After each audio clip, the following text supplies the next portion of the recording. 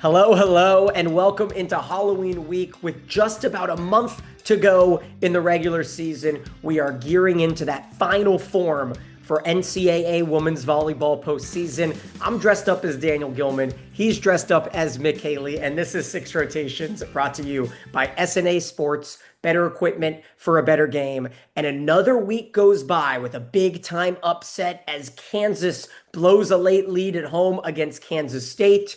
Oregon upsets UCLA, Purdue with a reverse sweep against Minnesota, and the chaos has continued. Let's go ahead and start this episode taking a look at the AVCA Terraflex Top 10. Because once again, the top two teams reign supreme. Nebraska has swept 11 straight opponents. They ran through Northwestern and Michigan State. Texas swept LSU to end the weekend, beat Ole Miss in 4. And Mick, we're primed up to one of the biggest weeks of the year for the Longhorns. What do you feel like you're looking at here in the top 10? Well, I think you're right. We've got two teams that are established themselves that they want to be on top.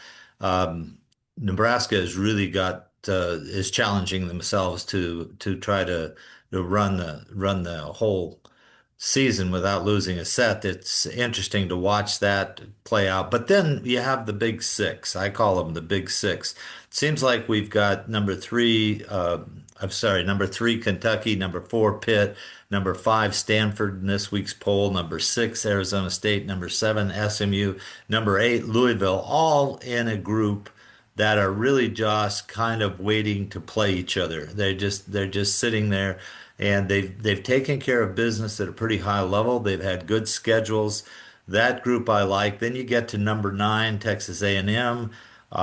You've got Purdue is making a believer out of me. This may be Dave Shondel's best effort ever. He's 17-3 with a remade team out of nowhere at the last minute. I think we have to give him kudos. He was really close to not winning that match this last weekend, though. He was down, I believe, 14-11, if I'm not mistaken, and they came back against Minnesota. So I think they're they're running on fumes right now, but they're doing a good job, let me tell you. So I've got that. I've got Creighton, who doesn't have any schedule now. They can't move up. They can't prove themselves. They just can't get upset. That's really the big thing with them. And they're in 12th spot. TCU lost twice last week. I actually made a call to Jason Williams, the coach, because I thought they were injured. He said, no, not really. He just was experimenting with some new lineups because he wanted to see if those lineups could be better at the end of the year. So he's got a lot of nerve messing around with the poll like that, but he wants to go and win, so he's willing to take the chance. And then the mystery team is Kansas. They have lost 8 matches this year, and yet and their RPI is down to 24 or something. The coaches continue to put them high in the poll, and I'm not sure why that is. I mean, they lost to Kansas State. They've had some good wins, some tough wins, but when they lose this many matches and then they get beat to the rival in the state, I think at their own place also, if I'm Yep. not mistaken, that's big time. So they're hanging at 14. And Miami, I never could get a feel about not Miami until they play Stanford, Pitt, Louisville. Once those matches, and North Carolina now seems to be trying to eke their way in there. So that's a pretty good grouping of teams. The teams that are interesting are Tennessee, BYU, Baylor, Penn State, and Minnesota. And I mentioned North Carolina and USC. And then Colorado continues to seemingly improve. Indiana seems to be going the other way, and Florida is just hanging on. So that's your top 25 in that order. But I think you could take the group of 15 to 22 and go after the group of 14 through 8, and it would be some pretty fair competition. So the poll is pretty even. Well, there you go. You got to look at all of it. But I want to kind of tackle that top 10, Mick, because you mentioned it. This is the week. This is the week they kind of all play each other. We've got Texas and Texas A&M in College Station, and then Texas hosts Kentucky on Sunday. How about Nebraska and Wisconsin? Maybe the toughest match of the season coming up for the Huskers. Always a primetime matchup, but the last year or two has been dominated by the Huskers. So much can be up for grabs this week. And the past week, we saw Kansas sweeping TCU. We saw Baylor fall to BYU and then beat TCU. So I'm really enjoying the parity that has spread across. And then you mentioned it, Purdue with the big reverse sweep over Minnesota after Minnesota beat Indiana. So I think we're starting to figure out kind of that top 10 and then that everyone else. But to the benefit of the fans, we still have a few more weeks to really decipher things. Looking ahead at what we have this week, TCU, Arizona State on Wednesday. You mentioned it. Can Coach Williams get his team turned around? The Sun Devils have won 11 in a row. Nebraska, Wisconsin, SMU, UNC, Texas, Texas A&M, all on Friday, and Baylor, Colorado to cap it all off at the end. And then Sunday's slate is phenomenal. Indiana, Penn State, Nebraska, Oregon, Texas, Kentucky is the cherry on top with that ESPN matchup, and then Tennessee A&M and Pitt, UNC. It is a star-studded week. So, Mick, where do you think we sit a week from today as we watch this now? What is your prognostication of what we will see this upcoming week?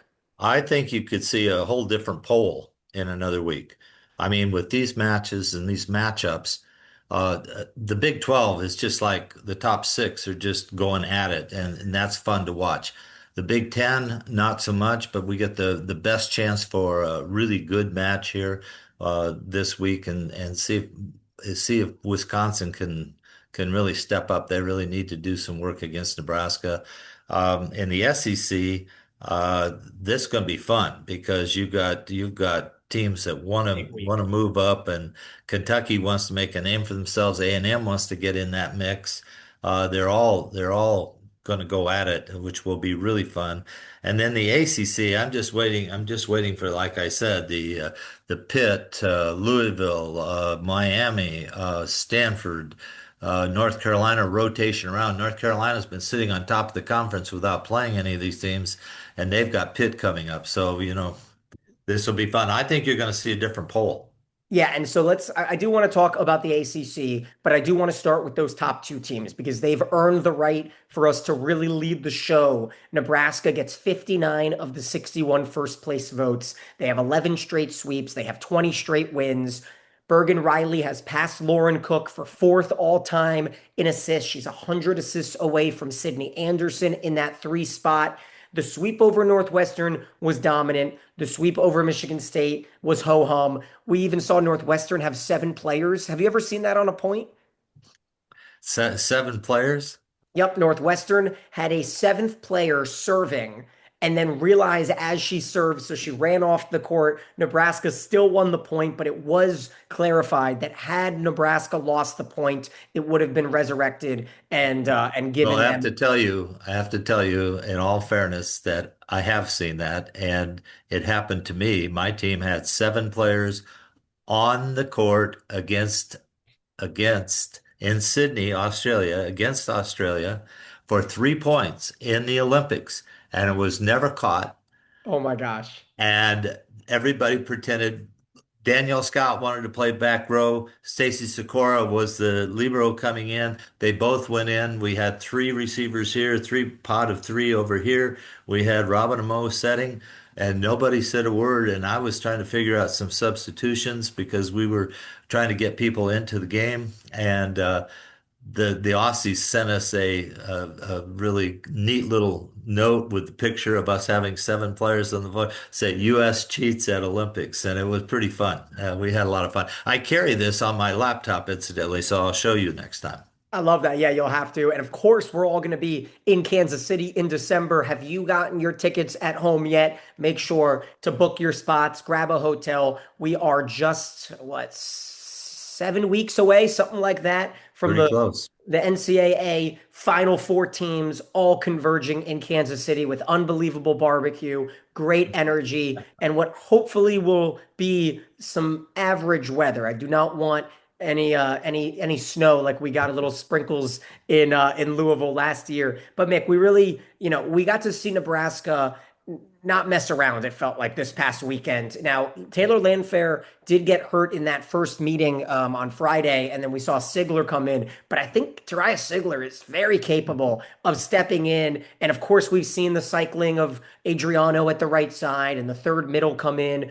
But Andy Jackson, day in, day out, best middle in the country. You can quote me on that. And on the other side of things, Texas, again, every week it feels like they drop a set to a team that they shouldn't be dropping a set to. They beat Ole Miss in four, and then a tight first set against LSU on Sunday in extra points. And then, of course, all the storylines behind Kari Spears and LSU, and her parents both played there and won a championship there, her dad. And Spears was phenomenal, as was Vanderwall in the three-set win. We are just working towards that matchup on Sunday, Kentucky and Texas. Kentucky, they also dropped a set this past weekend against Mississippi State, which doesn't quite feel like a dominant performance to me. But when you want to preview a match like Wisconsin, Nebraska, and Kentucky, Texas, where do you start? What area of the game do you feel like you focus on? Well, I think with Kentucky, it's their two left sides. They both have to show up, and then they're in good shape. Lizzie Carr in the middle is fine. They're doing well on the right side. The new player have got in there, and Thigpen also. They're really a well-balanced team, but both left sides have to show up and they have to reduce their kills. With Texas, they've got all these freshmen and just waiting for them to wear down, and I think that's what's happening. But they keep picking each other up, and every day it's a new person that has leading kills for them. This weekend, Vanderwall comes off and really shows her stuff. So I think that's going to be a great match to watch. The well-balanced group at Texas plus the two big-time left side hitters for Kentucky. Boy, I saw Kentucky play earlier up at TCU, and they were phenomenal. So this is going to be a great match from my standpoint.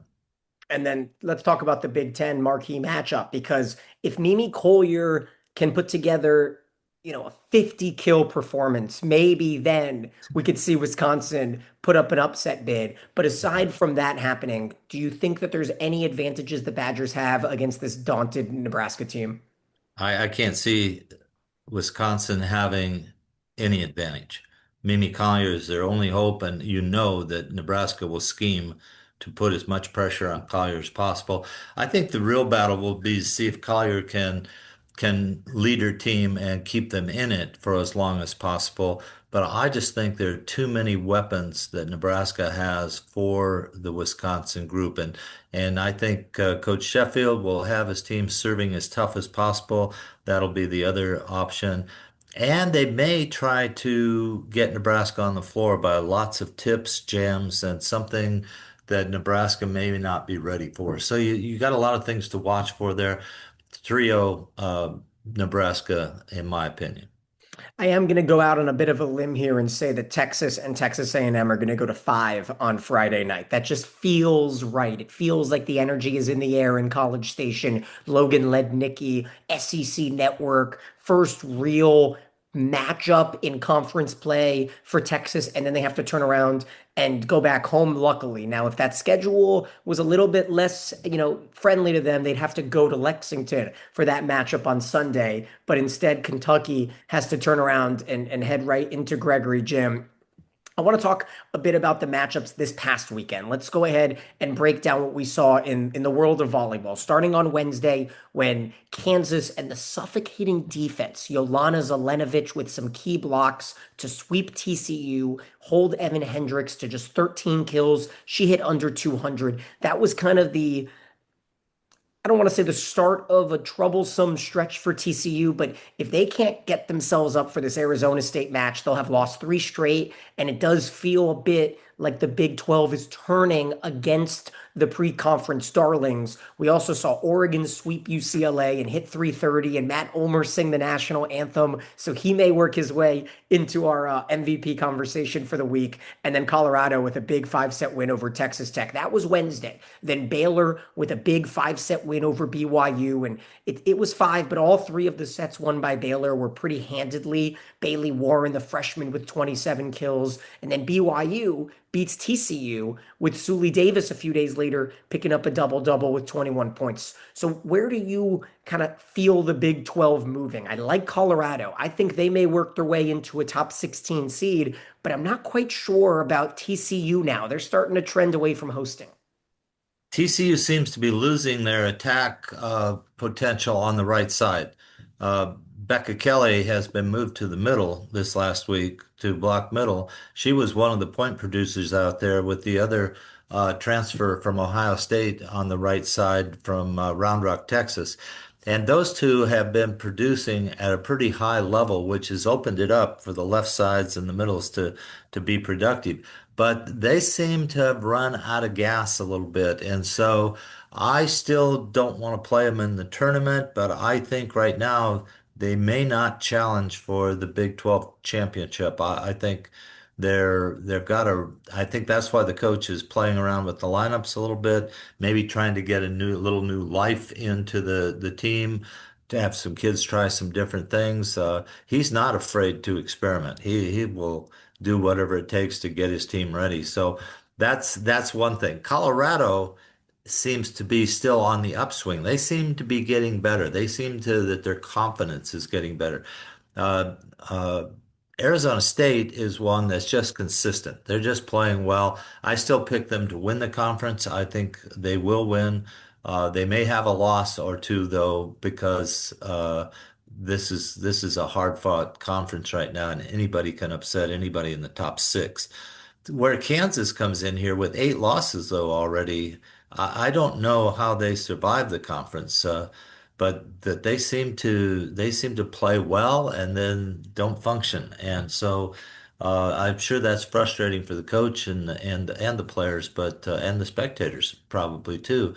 But they're still working hard to get into it. I think the Big 12 is one that you have to keep your eye on because they're so even. They're probably all going to carry high RPIs into this, and they have a chance to get a lot of teams in the tournament, as does the SEC.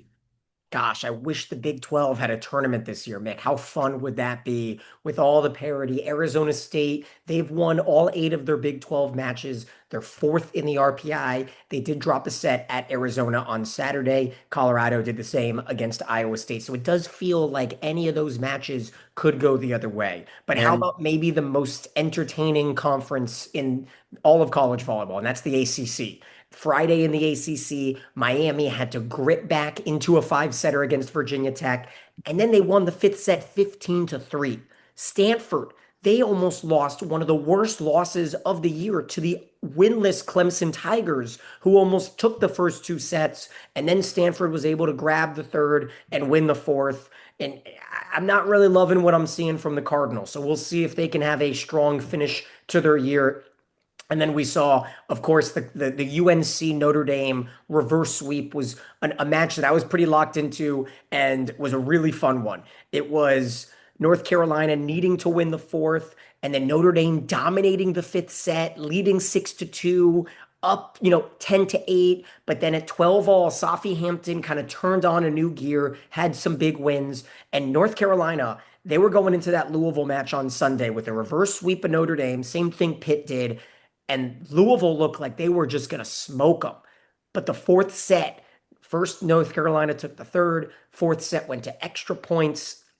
Louisville ended up eking it out. And of course, SMU is a team that is rolling, top 10 in the nation, deservingly 8 straight wins, and they're going to take on UNC this week. But it's UNC, Pittsburgh, and Stanford all vying for that regular season title. And I don't quite see anyone but Pitt having that upper edge. But SMU at 8-2, I would keep an eye on.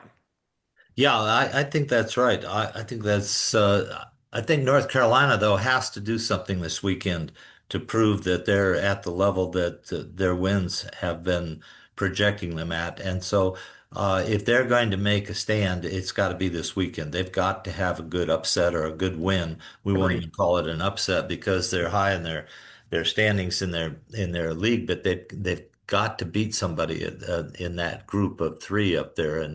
And Stanford, I think Stanford plays down when they travel and on the road, and when they think they've got a match won. I think for the first time, Coach Hambly is actually subbing around quite a bit, using a few more subs than normal. I'm not sure why that is, but I think that's probably wise. But I think Stanford will be ready for the good teams. One of the tests will be Georgia Tech. Georgia Tech can upset I people think they this just year. swept them. They did just sweep Georgia Tech. I don't Yeah, think Georgia Tech is a team that's going to be a thorn in anyone's side this year. But one question, Mick, when it comes to UNC, they don't have a top 30 win. So if they can't come through this week and come away with at least one of those wins, I think they kind of drop out of that national picture for a bit until they come in and beat a team like Stanford. That's kind of where it sits. When it comes to the Big Ten, though, you talked about Purdue. You teased them a bit. And we had a question from an emailer, Dash, asking, does Dave Shondell deserve Big Ten Coach of the Year if the season ended today, and possibly National Coach of the Year consideration for what Purdue has done thus far? Because we saw Minnesota go into Bloomington and beat Indiana in 4 sets. And then, as you mentioned, Minnesota was routing Purdue on the road. And then the Boilermakers, they turned it around. They had a huge night from Akasha Anderson, the youngster who had 18 kills and hit 400. And then, of course, Grace Heaney on the right side, she hit 400 with 20 or more kills and 11 digs, 23 points. Purdue is starting to figure out ways to beat you from everywhere. And Minnesota is also looking like maybe they're the third best team in the conference. you think Minnesota, huh? Who I've is been it? watching It's them. not, I don't think it's Penn State. It could be Wisconsin with a healthy team, but it could be Minnesota right now. Yeah, I think so. Well, the big thing is I believe they play Illinois this week coming up, and that's going to be a loss by either of those teams. One of them's going to lose, and the team that loses is going to be in real trouble for getting into the That's a tournament. Wednesday. Yep. Yeah, Wednesday, Big yeah, Ten Network matchup. And then Saturday against USC in a top 25 showdown for yeah. Minnesota. So that's another big week. Minnesota's got to win both of those matches Yeah. to be in a position that you're talking about, and I'll be interested to see because it'll be fun to watch. This is good. I think that in regards to Shondell, certainly co-Big Ten Coach of the Year is possible if Nebraska runs the whole season without losing a set. It'll be hard not to give Busboom that honor also, but I could see both of them getting co-Big Ten Coach of the Year. If Purdue gets to the Final Four, though, Dave Shondell will get National Coach of the Year. Yeah. He'd have to direct Well, he's them to the never made Final it. Four.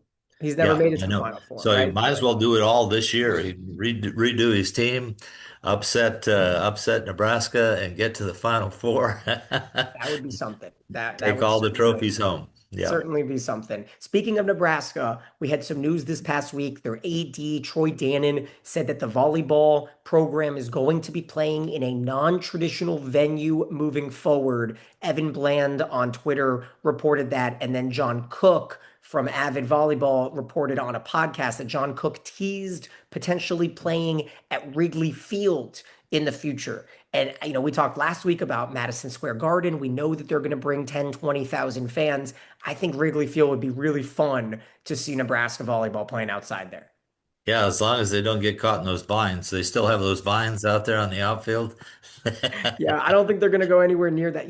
When they play football games at Wrigley, sometimes they have to have both teams go the same direction. So for volleyball, it's a much tighter environment. That would be something that me and you might have to figure out how to get to if it does work itself out. But I'll tell you what, talking about Nebraska and seeing, some TV chatter out there and wondering why they're not on national TV more. I thought it was a really good move for Big Ten Network to add their latest match and put them on this last week. But unfortunately, their upcoming match against Minnesota that was supposed to be on NBC has been bumped down to Peacock because of other NBC, I think maybe some NBA or something like that.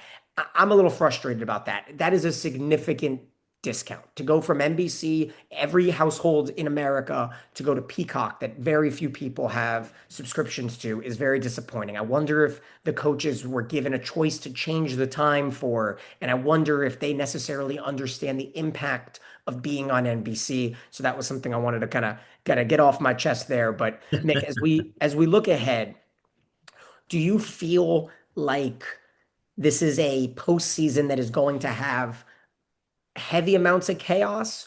Or do you think that these top 10 or 15 teams are that much better than the middle, the 3 and 2 seeds that we're going to see in the regionals? I'm talking about first weekend of the tournament this year. Yeah, I'm thinking the first week in the tournament, we're not going to see too much.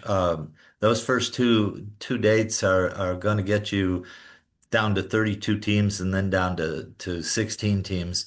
Maybe the second round of the first weekend gives you some pretty good matchups. But I think the regionals, you get a ticket for any of the four regionals, you're going to have the time of your life because they're going to be some really, really good matches, and anybody can win. If you're betting at that point, doesn't matter what the polls say, doesn't matter what the RPI says. When you get to the top 16 teams and the teams that we're talking about, every one of them has a chance to beat whoever they're playing. And I mean that for sure because when you get into that regional play, it is so much fun and the fans go nuts and people pack the cities, and so I'm expecting some really fun play.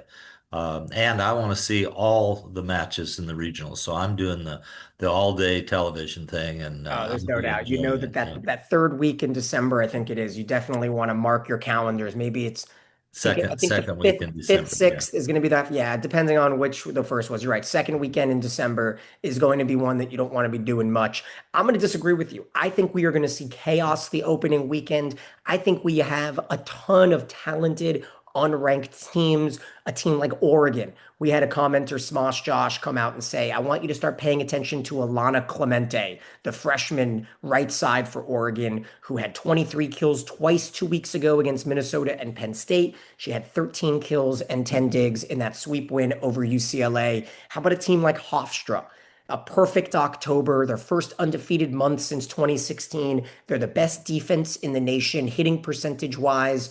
Second place in the CAA last year, looking for a big bounce back year. These teams that I think can kind of pick and choose their way. How about UTEP, Mick? Finally, UTEP got off the schneid against Western Kentucky. We teased it last week, but a 100 match conference win streak has been broken by UTEP, who went to Western Kentucky, Bowling Green to be precise, and swept the Hilltoppers. A very impressive win. I'm thinking some of these teams, Mick, are going to come out and go to a Kansas or go to a Miami or a Tennessee or even a Wisconsin and create some havoc on opening weekend. That's what I'm thinking as we kind of turn our heads toward our six rotations team of the week. And I think this week, Mick, was maybe the hardest one that I've had so far. I have so many honorable mentions. I want to give a shout out to so many different players. What about you? Do you have an idea of where you wanted to go on the outside? Oh yeah, I made some hard decisions on the outside. I had Kennedy Lucelle from Yeah, from James JMU. Madison. She had a tremendous weekend. She's been leading that Sun Belt Conference team for 3 or 4 or 5 weeks now. She's been doing a great job. I decided to recognize her, and my second one was Abby Vanderwall, who seems to be coming into her own from Texas. We hadn't heard from her all year. She was highly ranked, talked about kid going into Texas, and of course. You saw Spears take over that role and really lead in Texas, and now Vanderwall seems to be picking it up, and she did a wonderful job for Texas this weekend, also, as you mentioned. So those are my two left sides. And don't forget, if you want to grab some six rotations apparel, email us on Sunday night or Monday morning, six rotations, spell it all out at gmail.com. Send us two outsides, two middles, and one of the other three positions to try to put yourself in position to win. Mick, I went a different direction. I've got Flor Marie Heredia Colon out of Miami. She had 40 points again, hit 412 in that 5-set win over Virginia Tech, and she went nuclear in the fifth. That's a player come December that anytime Miami puts themselves into a big match. She can take over. I'm loving the way that she's playing. And on the other side of things, I went with the freshman from Baylor, Bailey Warren, who had 27 kills in a match I was kind of locked into on Thursday night against BYU. So credit to those two outsides. I took a gamble with some lesser known middles. And I'm starting with Kansas State as Jordan Williams had 8 blocks, 9 kills, and just one error against Kansas in that big upset win. I went with Lizzie Carr, Kentucky. She really opened up the outsides really nicely because they fed her 19, 20 balls per match, and that's a lot for middles if you've been looking at the number of sets middles get.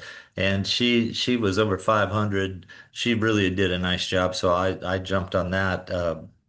Lizzie Carr from Kentucky. And my second one, you'd be surprised at this one, but who's really been producing at a high level is a transfer at USC, Mia Taverdi, I believe is the way you pronounce her last name. And she is really something to watch. She is explosive. She's been really low error, over 50% kill in the last 3 or 4 matches. I think that's something that's helping USC get their group back on the road, and we really want to see if they can get back at UCLA in this next match coming up where they play the Bruins because the Bruins swept them in the first one.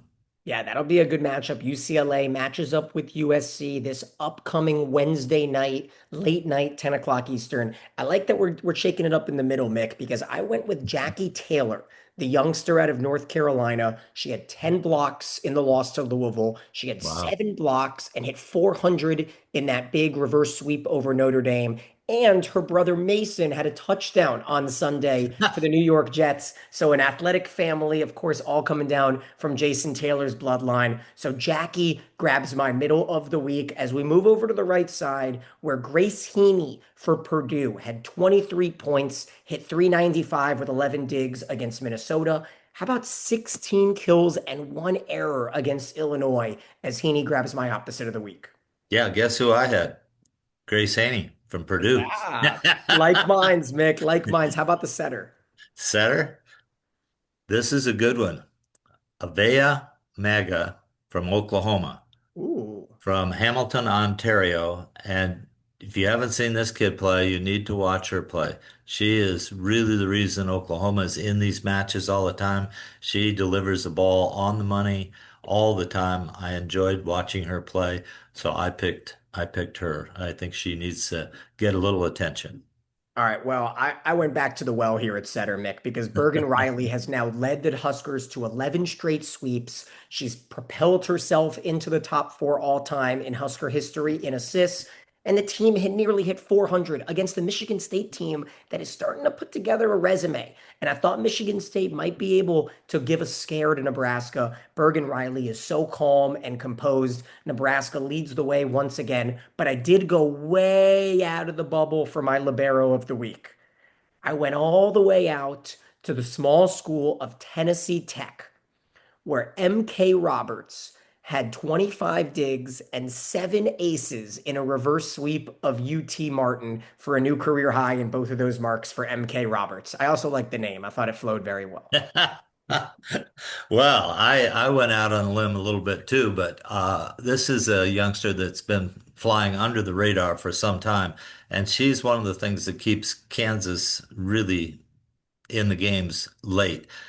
Ryan White Yeah. is the libero there. And at first glance, you think, well, okay, average player. She makes all the tough plays all the time. She is amazing. And her effort and leadership has been really good. I'm sure that Kansas appreciates that. And she's been around. She was at Oregon State, I believe, in first year. And they had her set besides a little bit that year. So she's been several places and now has found a home in Kansas and really performing at a high level.